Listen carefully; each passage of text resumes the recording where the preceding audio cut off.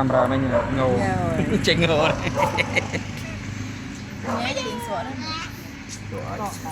TV TV ô này tí trả lời này ở đây cặp tôi sao này TV ấy nhìn nè hello nó thế vừa cho mình nhập đây không chăn thưa là đôi chăn thưa bị môn ấy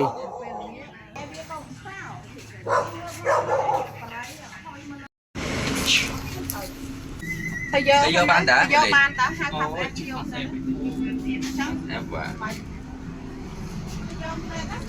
vậy đâu bà có nhắm thấy cho mau đây xa ra dương anh tham nhiều bản tin dương vô tầm một công dương thành phố thường xuyên thực hành việc thể ở trên này trên ở đây phải nhà xong vô và đảo đấy có ra hai vô và đảo đấy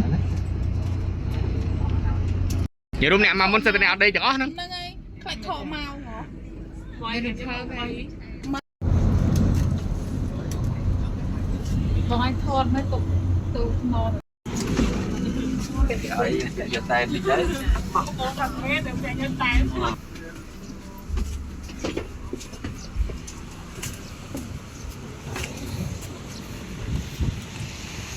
hello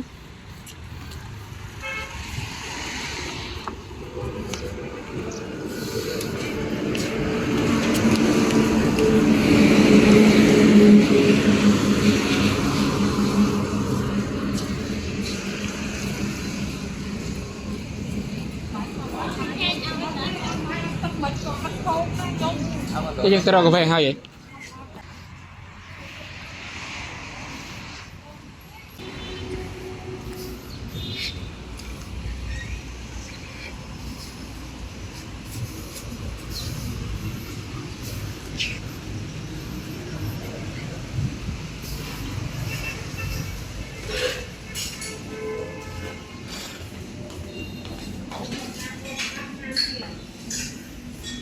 blueberry ấy vẫn có đâu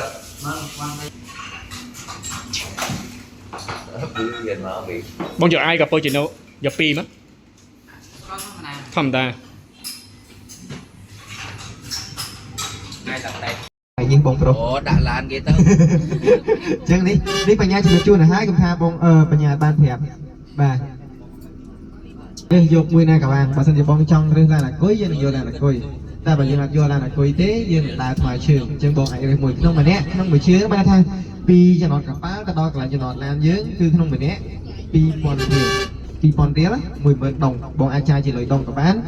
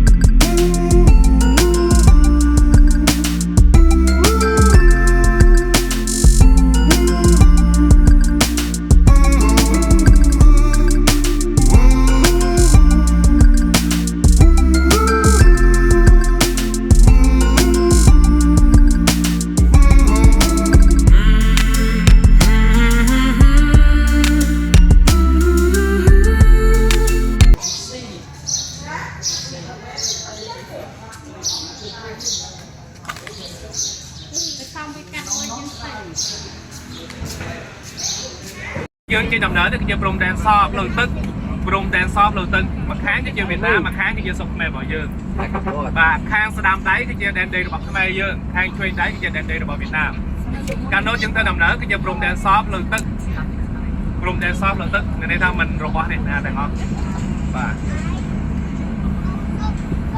hai bữa sau này dương xua tha đen đi Khmer dương tôm nà kế dương mưa từ khang sa đam đáy miền khi lơ kia xỉ ní đó bạn một cột lên kia xử lý nó bạn rồi về cột lên kia xử lý cái dân đây là bọc này chứ và khang sa đam đáy biên cột lên kia xử lý muối chứng chậm là về cột lên kia xử lý một đặt hàng đấy cái dân là bọc Việt Nam chậm là về cột lên tân thành nó cái dân là bọc mẹ và dân cái gì bạn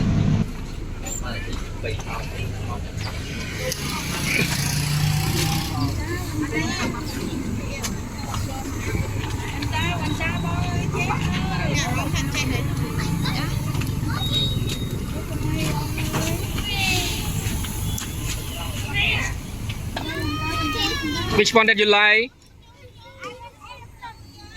Hey, first of all, you can change, huh?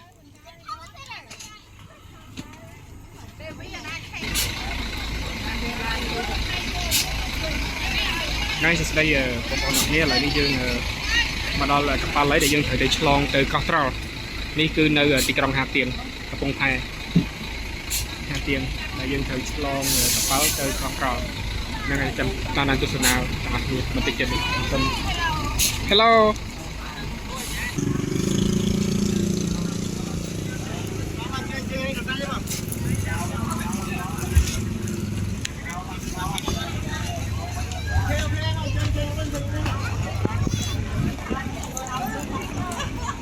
nhaไปnha điไปnha lên hello là nói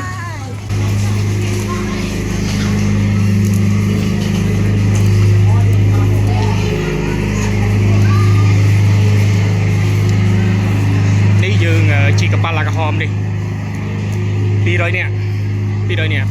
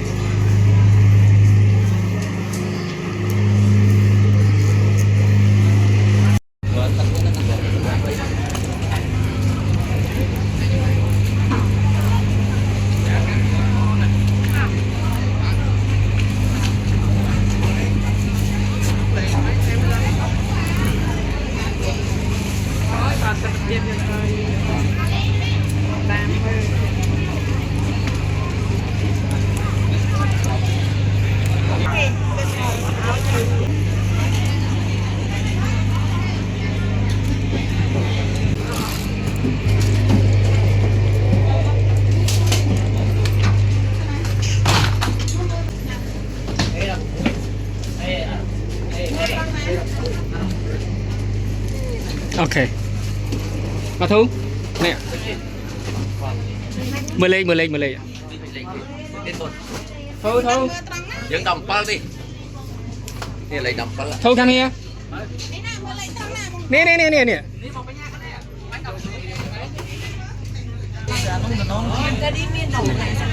Đây là đi dương này chọn trồng đi rồi ha sầm nè thì lại đi dương phương cho những tàu ấy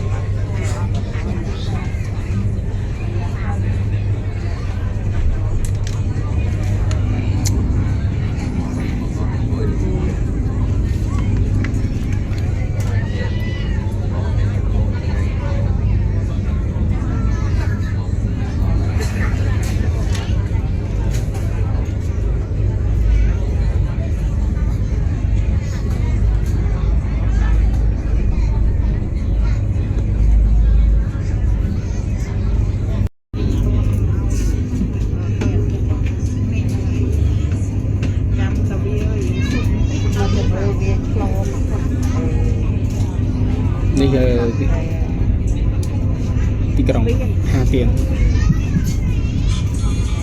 ที่มันแค่เปียมสระเปียมแค่กระปอด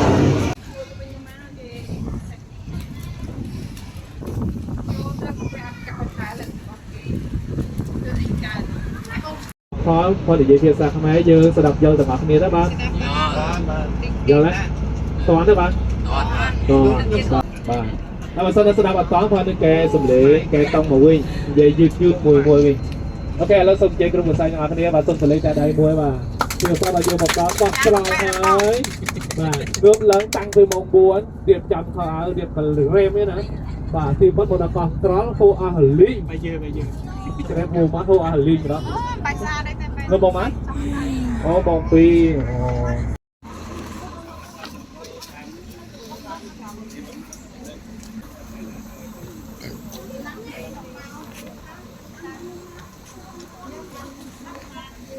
យើងអត់លុយធ្វើឬពួកគេមិនឲ្យធ្វើហើយខ្ញុំមកហ្នឹងក៏គាត់កំឡងមកមើលតែប៉ុណ្ណឹងទេ ខាងក្រៅគេរៀបចំមកហើយចង់ខាងក្រៅអូខេតែនៅចំខាងលើណា នៅចា គេឡើងសុំយកខាងណាបាទ មានតែលោកល្អណាស់ បាទសុំទៅខាង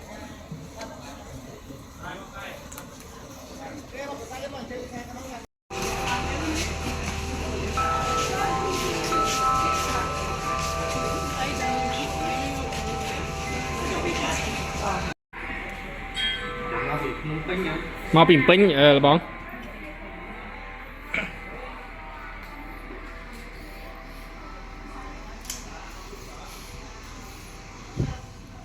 chơi gì nhóm rồi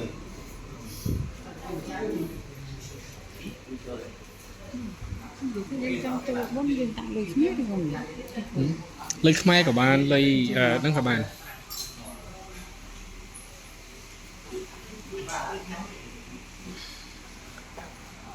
ដូចយើងដាក់រួមទៅនោះយើងដាក់រួមគ្នាទៅ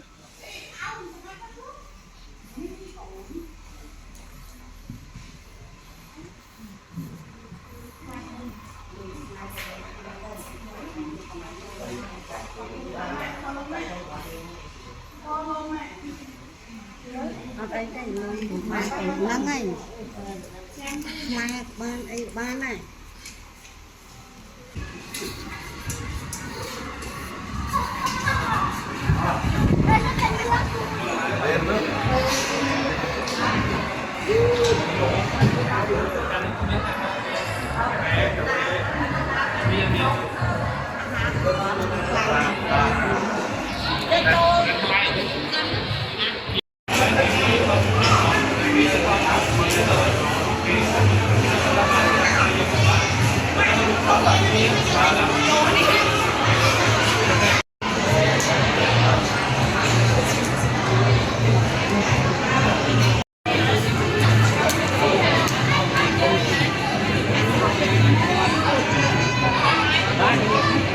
មកលំយើងមកអត់តិចអត់ចឹង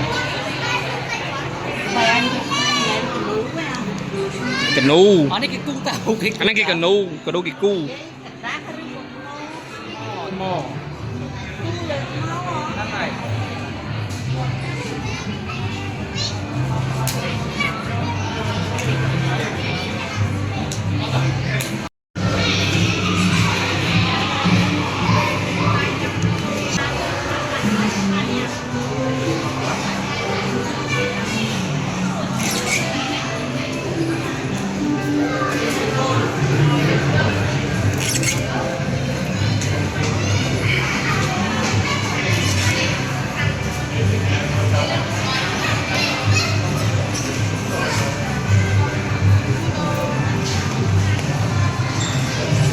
nay dân chăm là năng mến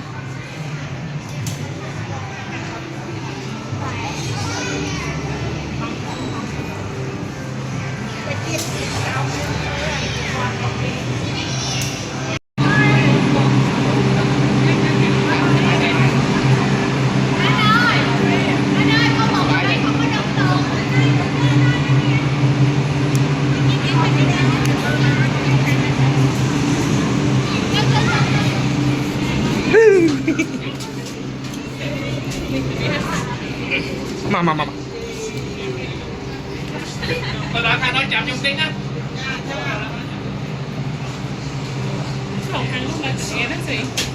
ok tao được nghĩa để thôi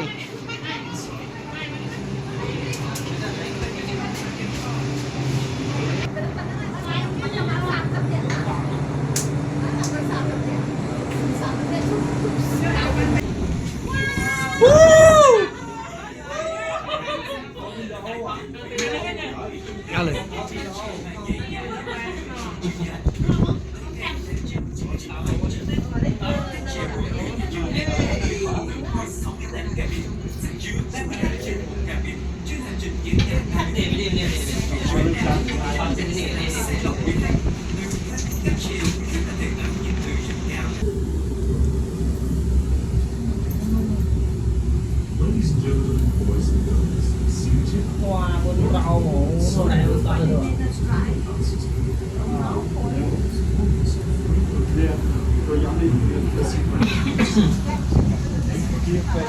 mà rồi mai được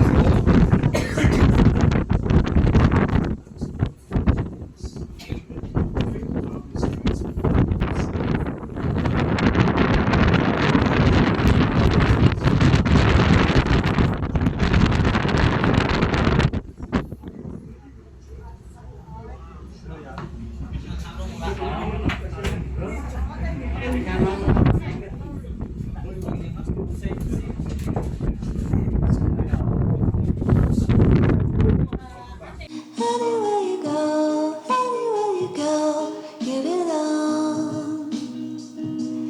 Anywhere you say, anywhere.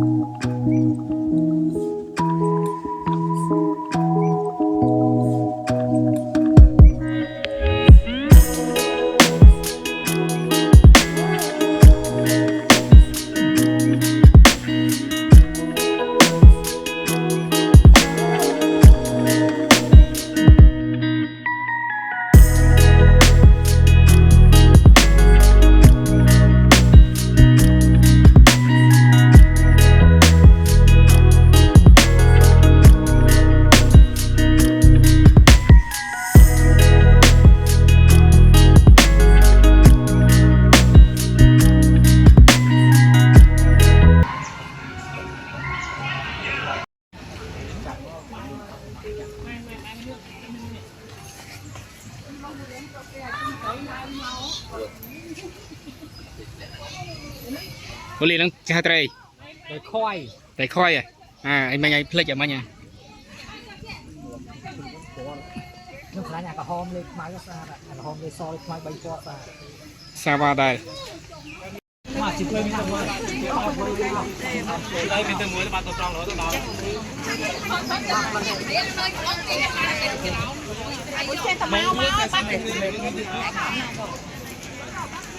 đúng rồi nó có Ủa, bữa nay thảo hơn lắm. việc thập bằng mùi xây thôi nó mùi nữa Nơi ní cứ trên này đó mà.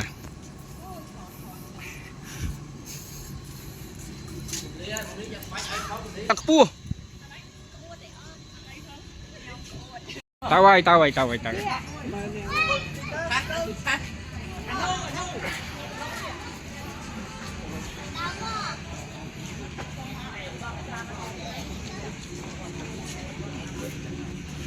Pua này 100 métเลย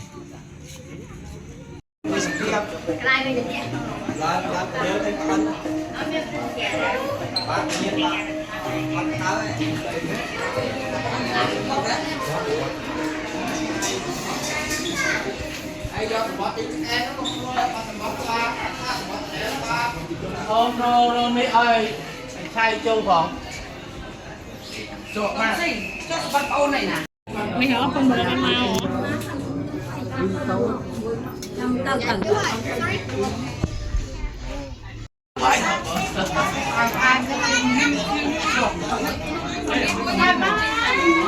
ô đây à.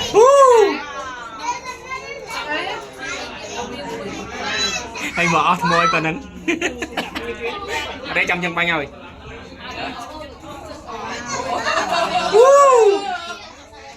Qua đến đây.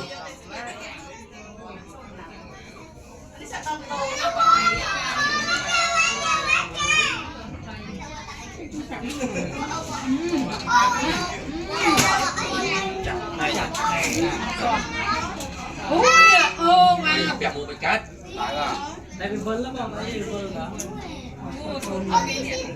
Đi cái trò. đi ở mơ này Trò dương mầm. đi ở mơ rồi Ây da, cái miếng tôi sắp 10 tiền rồi. biết rồi ra Qua đến này.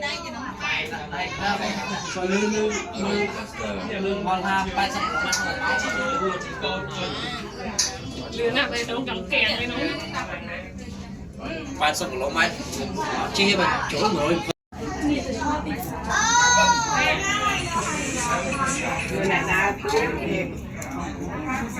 Pô mana? Pô porra nih. Pô snap nomor nih. dia jadi kita salah jadi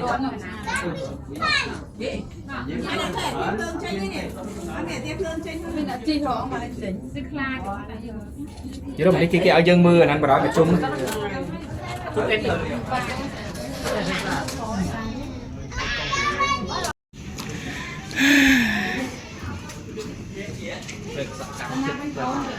Thế là đi cái to pi dương màu pi chỉ cái trọ vĩnh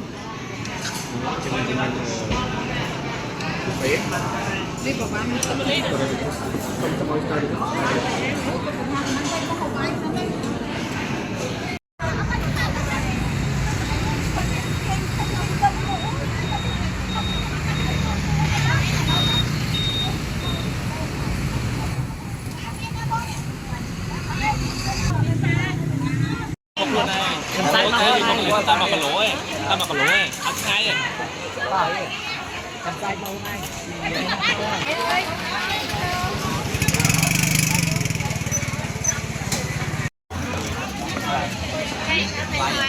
Quay giá là 50, mua thì ký có 20.000 dâu thôi.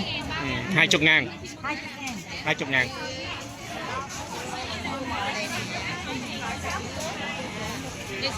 này là dương bắt tới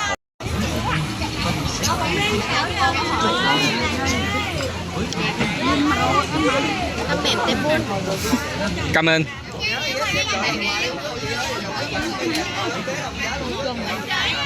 Năng ấy. Tôi nói đi chị ơi. Đi về nhà mua cái.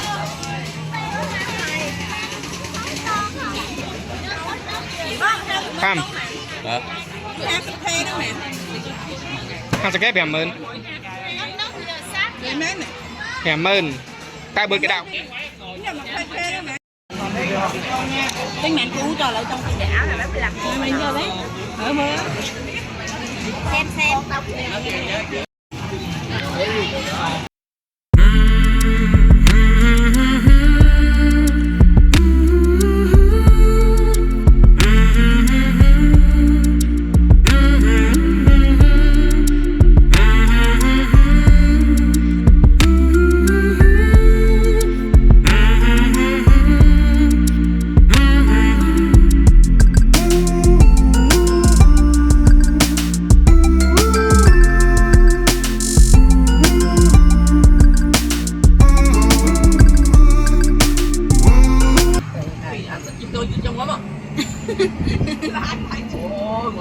chuyện nó chợ phải làm thế Mà bạn như mình chụp. Hello. dương thôi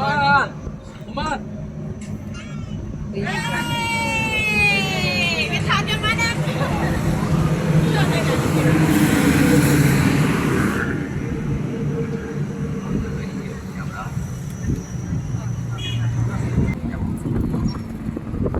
Ồ, đi làm ở trong bên nè, làm trong bên.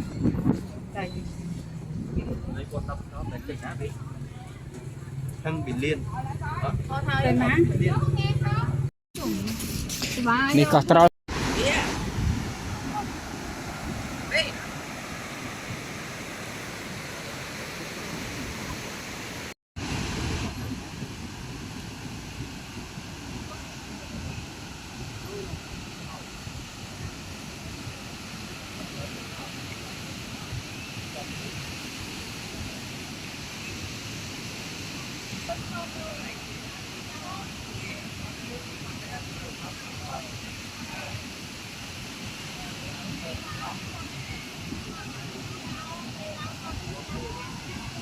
Cắt lời kì. Ôm mày ôm thật là khát lôi kê kìa. Ê anh. Ôi là lẹ.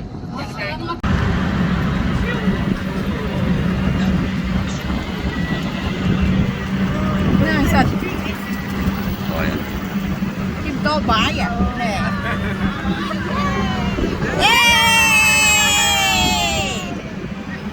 Come on. Ok ạ. Lên mạch. Bắt khoa nè bỏ thấy mình khai cái đầu. Ok.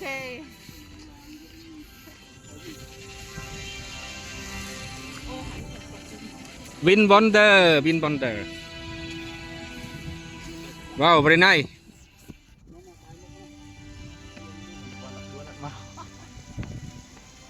Cặp cái thơ hơi vui nữa nè. Tí con đã buồn ọt màu.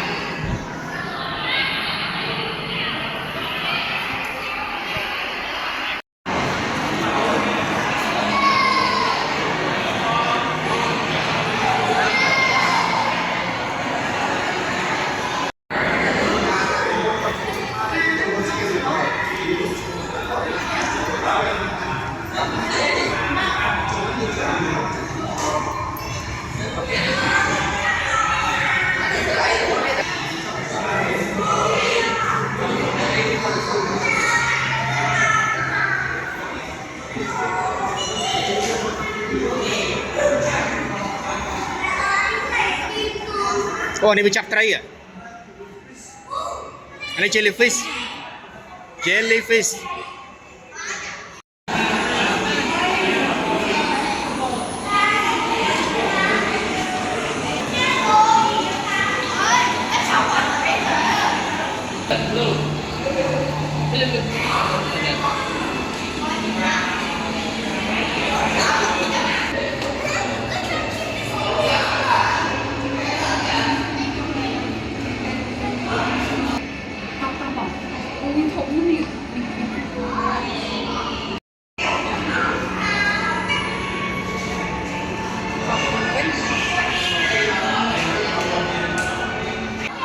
Cô bọt rồi.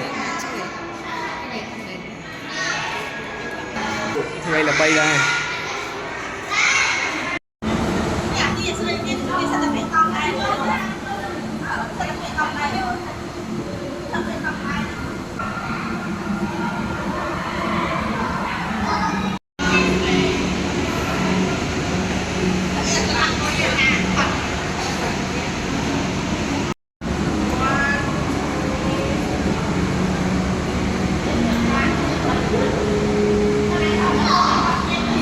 Anh thông trên kia mê vậy. Đây cái nóng co ở chỗ đó đi.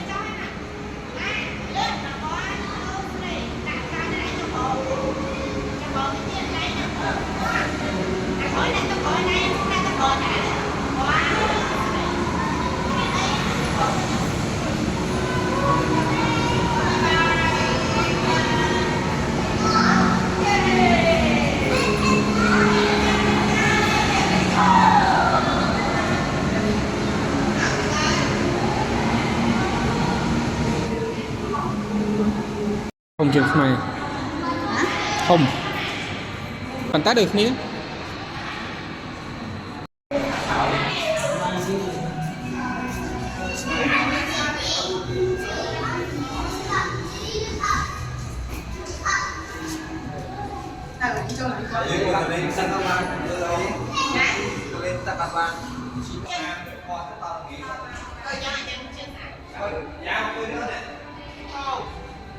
ngọt ngọt tây Mai giờ không không con á.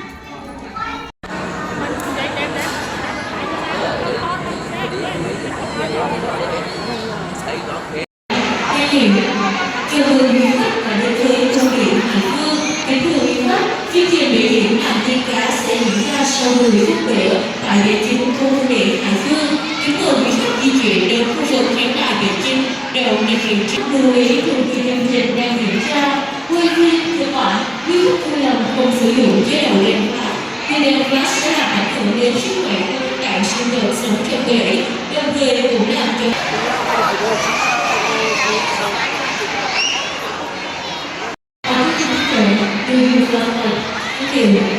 xin ý thức từ ý thức hay là đạo cái năm này một trên một tay lớn với các bạn.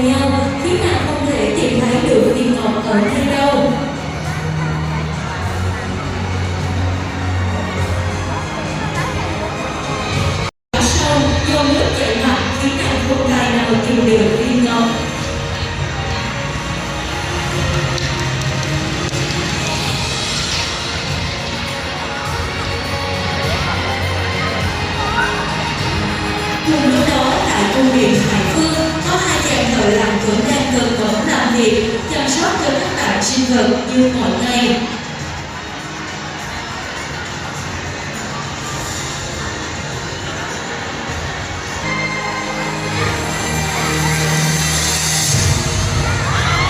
Cùng hồi đây, nàng nhìn cả Ariel đã nhìn thấy Đức Anh và nhận ra viên ngọc của mình.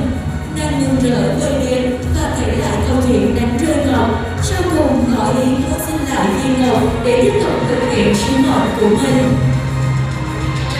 Trước đèn trò lặng của cung điện Hải Vương vốn rất thực và tốt bụng, Đức Anh đã trao lại viên ngọc cho Ariel và giúp nàng bơi đến gần thủ với